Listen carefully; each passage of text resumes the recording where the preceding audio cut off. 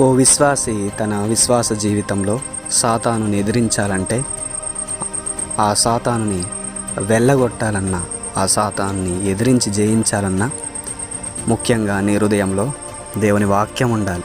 దేవుని వాక్యం లేకపోతే, దేవుని వాక్యాన్ని గనక నువ్వు ధ్యానించకుండా ఉంటే, దేవుని సన్నిధిలో గనక నువ్వు ప్రతినిత్యం ఉండకుండా ఉంటే నువ్వు సాతాన్ని జయించలేవు.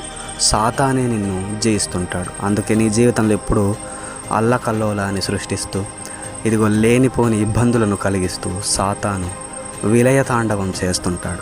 అందుకే మన విశ్వాస విషయంలో మరి ముఖ్యంగా మనము ఆ వాక్యం అనే ఖడ్గాన్ని మనము ధరించుకొని మనం ఎల్లప్పుడూ సిద్ధముగా ఉంటే ఎనీ టైం సాతాన్ని ఎదిరించవచ్చు. సాతాన్ని మన కాళ్ళ క్రింద ఆ వాక్యము ద్వారా శీఘ్రముగా నలగద్రొక్కవచ్చు.